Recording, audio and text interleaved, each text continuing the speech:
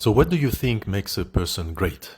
Oh my gosh. I think anyone that's willing to just grow. I remember reading about the concept of progressive elaboration, which is we basically grow as we go. And I think that's really important to be able to do. And I find a lot of people sort of like just freeze like deer in headlights when they're presented with challenges. But those that really genuinely overcome those, I think deserve that merit of growth. Yeah, and I may agree with the caveat, maybe. From what point do you think this growth happens? There's two ways of looking at it. You are inherently great because you possess in yourself some greatness, or do you reach a point where greatness can appear?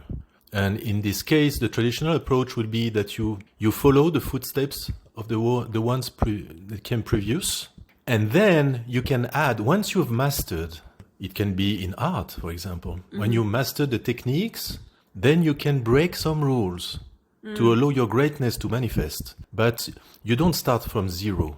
So it's in that breaking of the rules that your greatness actually shines, because you're not only breaking through some barriers, but you're also introducing the world to a concept that they may not have considered. That's true. And the danger there is that we saw that in art in the beginning, in the late 19th century, where people started to break rules. And probably the latest great painter was Picasso. He was a master in the painting art. He mastered the techniques, but he went beyond and broke the rules. And some people followed and they thought that just breaking the rules was the way to go, and they didn't master or don't master anymore the techniques. But that's sort of that trap of followers, right? I remember listening to, I think it was Elon Musk's first wife, where she said, it was really kind of crazy when they first became well known and he started becoming really wealthy. I think he had told her something to the effect, and I'm just, I think, paraphrasing, that a man that is known for having achieved something can actually say something stupid at a party or at a dinner and still be taken seriously.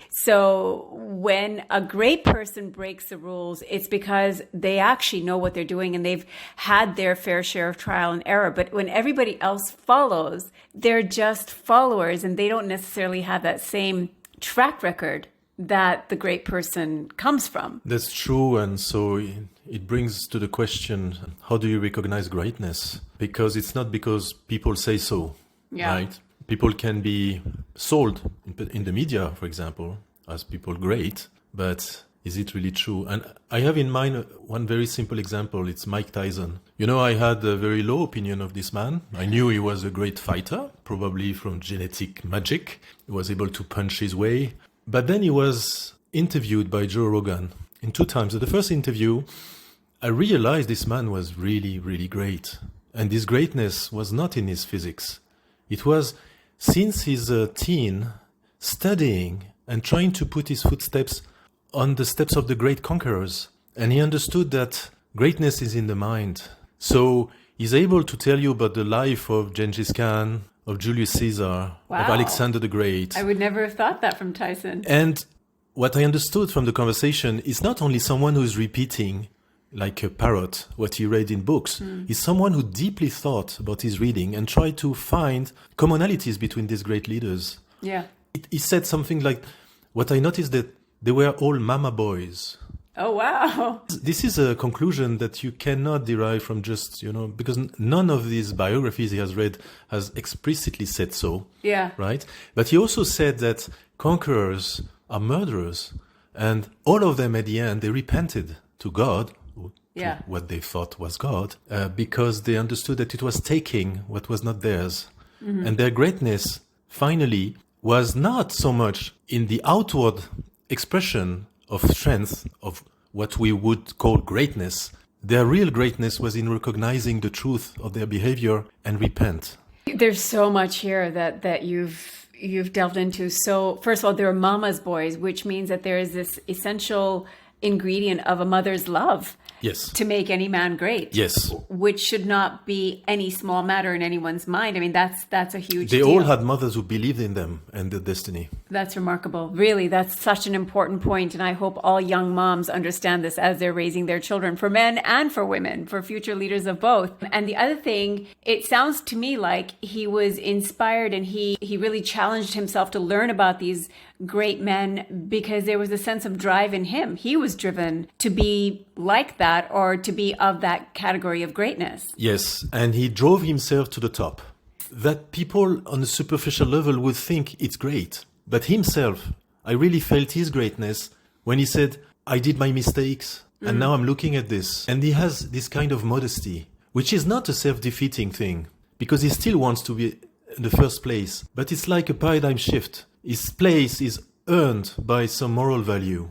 But isn't it interesting, everyone that's in that place who's driven to greatness or who just happens to be in a position where they're deemed great, the simplicity of their being, the humility despite all the fame or the power or the wealth that they've accumulated helps them to be an inspiration to everybody else. So they're, in a way, natural teachers just by what they know and how they share it. Yes, and there is a very Taoistic dimension to it where, in Taoism, the accent is put on non-acting, but it is not the absence of act. It's the world is seen as a turning wheel, and you put yourself at the center of the wheel, so that you don't move. It is translated in acting without looking for the fruit of the action. It's like what belongs to you is really the act or the intention of acting, right? And God or the universe is allowing you to express this intention, but this opening does not belong to you. And there is some gratefulness in being able or granted the greatness of achieving something, but it doesn't belong to you. So it's what my mother and possibly your mother have always said, that your job is to do. And it's God's job, to make that successful. And, I remember since I was a little girl, I always learned that it wasn't the doctor, because we have so many doctors in our family. So it wasn't the doctor that healed this patient, because an equally sick patient at the hands of another doctor, had lost their battle and passed away or had not gotten cured. And so, therein lies the whole sort of idea that, we do and God makes succeed. Yes, and as Muslims, we know that we can go a step beyond in understanding this. We are told that the acts, their value, depend on the intention. And the act itself is an act of God that is granted to us. Yeah. So if it wasn't by God's permission, we wouldn't even think about doing the act. Exactly. And it's something striking, for example, the salah. The prayer. The 5 prayers a day. It's like a gift because many people wish they could do salah, they are blocked. So the very fact that you can act on an intention, it's an opening, and you should be grateful for it and not attribute to yourself. We have in Arabic, la hawla wa la quwwata illa billah. There's no power, no strength except by Allah, by God. Yeah. Wow. You remind me of a friend of mine who, and you said earlier, you used the word universe. And I know in your context, you were really talking about God's powers, even over the universe. But, he says often when people say, oh, the universe will manifest this for me. And he says, why do you limit yourself to the universe? God is so much bigger than the universe. And that's really eye-opening. If we understand the power of God, then the power of one person's greatness is possible because of the abundance and the infinite possibilities in God's realm. And it can be mind-boggling. And I think a lot of people sort of, need to sort of encapsulate that within terminology like the universe. But the universe is so limiting by that factor. Yes, it's a way of speaking that is really awkward. Mother Nature or the universe. It's just a kind of politeness towards people who do not believe there is a God. But in all, and without opening the kind of worms, which is, are we free or are we determined? This universe is so ordered that what happens has always been willed. And the fact that it happens through us, it's like an honor, if it's a good thing. Yeah. And it's like a trial.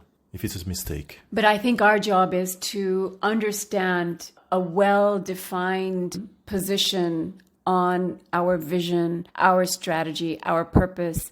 Because even by what you were saying about the people that Mike Tyson, for example, is reading about, they all sort of had to start somewhere. Beyond their mother's love, they then had to put some work into motion. They had to have a plan. They had to strategize. And all that factors in by this divine guidance.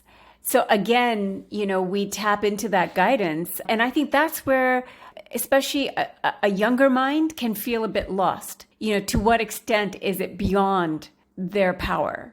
Yes, I agree. We have this verse in the Quran that the one to whom God doesn't give light has no light. Light being the nur, being the guidance. So the fundamental question is, how are we worthy of receiving this light? And this is the whole question of morality. So I remember there was a book called Built to Last by Jim Collins, and in it he does talk about this idea of vision, people's vision. It's a muddy idea, really, because some people define it as being able to see into a crystal ball and being able to predict some sort of a future, like, oh, we will have this outcome, so that they label that as a vision, whilst others are talking about really essentially their values or mission statement. And it's fair to discuss that establishing your vision and even understanding what the vision is. For example, say a team leader, should they be running a company or should they be running some sort of an organization, need to really bring everybody on board first with the communication of what these words mean. So let's all come on the same page of the definition of what vision means and what purpose means, and even what the idea of important is. If I say something is important, it's not that necessarily it needs to be done right now.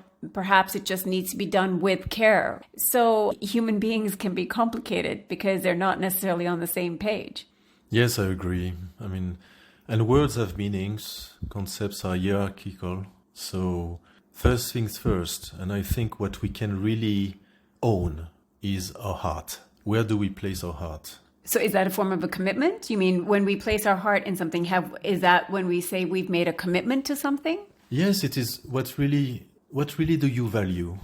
And is it some superficial or apparent achievement, or is it the truth? So what's a litmus test? For example, I feel that if something has come into my heart and I've committed to it, if I'm able to motivate someone or inspire someone by that, then I feel like maybe I've got some traction. Do you agree? Or? Well, I think we are talking about two different things. I was not talking about your heart you put in a certain task or a certain idea. It's overall your whole being. Is it attached to anything else than God and the truth, right? Yeah. Once this is set, then openings are dependent on this, and your measure of success, your measure of greatness depends on the way God looks at you. And there's a lot of selflessness there, and a lot of what we call shukr, which is to be thankful. And then the thing on a lower level, when we are driven by our feelings or our heart, it can be very misleading, because our heart in earthly matters can drive very bad outcomes. So how do we know that God is looking to us favorably? I think it's keeping constant link to Him. And be very honest about our intentions, about what do we really worship. And worshipping is really about what do we think we could not live without? What does our life depend on? And if it is anything else than God, then we are probably ascribing to something power it doesn't have. But that's tough for a lot of people, I can understand, because there's a form of letting go in that. You actually have to let go and let God, as the saying goes. So you have to have this immense faith, this trust that I'm putting the action, putting things into motion. I've done my soul searching. This is what's in my heart. And I feel like this is my purpose and I've got to go forward with it. And you have to allow yourself to put the effort in, but let go as far as the results are concerned. And that's true. And this is consistent in all traditions. And you find this everywhere, this idea of letting go of the results of your actions. They don't belong to you. Right. Yeah. We say in terms of health, we say we take care of things, but it's God that cures.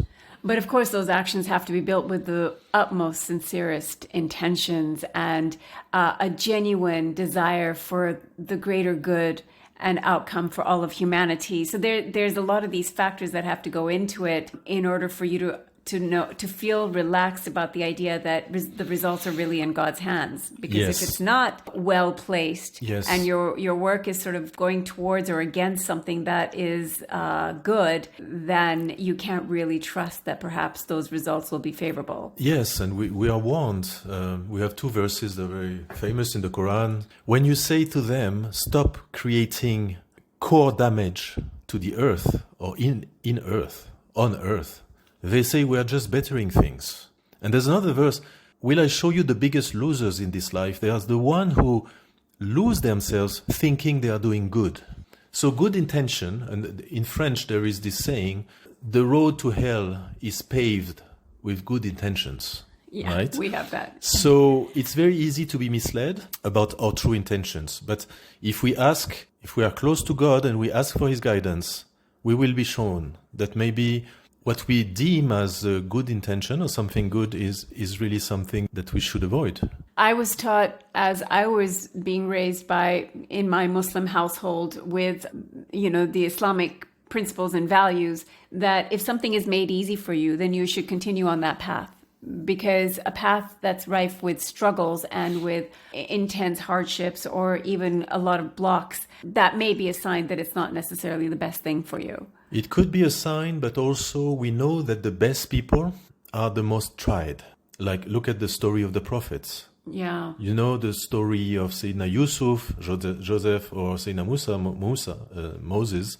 They are not easy lives. There are blocks and tremendous difficulties all the way. So the difficulty in the path is not necessarily a sign of wrongdoing or wrong direction. Mm-hmm, mm-hmm. And this is where the sincerity, and there are really two paths. It's really selflessness and prayer. And also not giving up. Those prophets never gave up on the idea of the abundance of God's mercy and the abundance of God's bounties. In other words, God can bring success beyond any imagination, or he can bring ease. And so they never gave up that hope in God. Whereas, despair, we're taught in Islam, is quite detrimental. The moment despair enters your system, you can crumble. Yes. So being great for a human being, I think, if we come back to the initial question, for me, it's what I really felt in Mike Tyson. So it's just my human perception of this man. It's really achieving greatness, but not taking ownership of it. Having this modesty, it's striving to be at the forefront of any domain you address and trying to be the best in this ihsan way, excellence, which is demanded by God. Otherwise, there is a fault. You do things the best possible way. And if you succeed, you are thankful.